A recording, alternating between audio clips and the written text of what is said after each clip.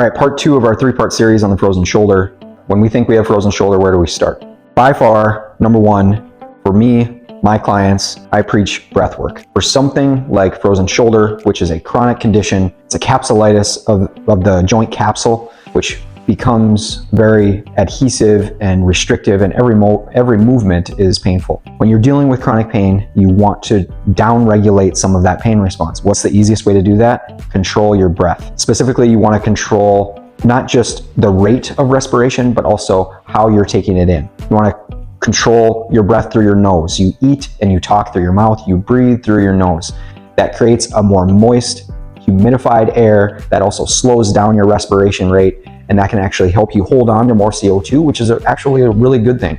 Holding on to CO2 increases nitric oxide, decreases inflammation, dilates blood vessels, creates more blood flow to your joints and muscles. It really does change your pain perception and how you feel throughout your mobility sessions when you're doing exercise. So number 1 by far is get in touch with a oxygen advantage instructor like myself or some other breath coach and start to control your breathing as you do your exercises from your PT. Second would be gentle exercise or mobility sessions where you are at least going through some motions that take you almost up to the painful range of motion, and then you hold there and pair it with breath work so that you can be in rhythm with exercise and breath. So gentle exercises to start with. Easy ones are your pendulum exercise.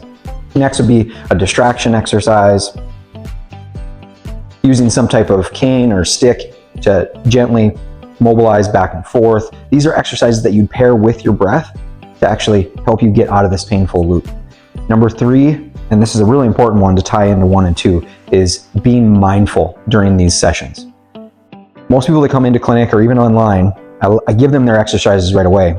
And I let them do them for a week, and then when they come back, I ask them, well, how did it go? Some good, some bad. When they go poorly, I ask them what they were thinking about during their exercises. And they usually, shrug and, well, I know I have to get my arm here and push my arm up this way or this way to try to feel it in a specific spot. But yeah, that's what I'm thinking about. And I pause and I ask them again, I said, no, what were you really thinking about? Were you thinking about the specific movement, or did you have 5 other things going on in your head, like kids, family, work, what you're gonna make for supper?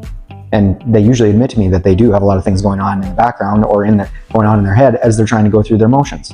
When we're not being mindful of our breath and what we're perceiving for pain or what our joints are feeling paired with our breath during our movements, we're not really getting the most out of it. The way to get the most out of your motion and your exercise sessions and your mobility routines to get out of this painful loop of frozen shoulder, you have to be mindful of breath and motion. Where in that motion does the pain start? Try to pair it with inhales and exhales so that you can try to make that motion more pain-free. The more you're mindful and very centered on only that, not 5 other things, you're gonna start to get way more out of those sessions. Try to lock in, be very focused on just the routine that you're doing, just the motion that you're doing during that time. You'll spend way less time exercising, you'll get way more out of your routines, and hopefully you'll be on the road to a pain-free shoulder. All right, hopefully that made sense. Hopefully that helps some of you get into a better routine with your exercises. We have one more part of this frozen shoulder series, and we'll talk about long-term planning. Stay tuned.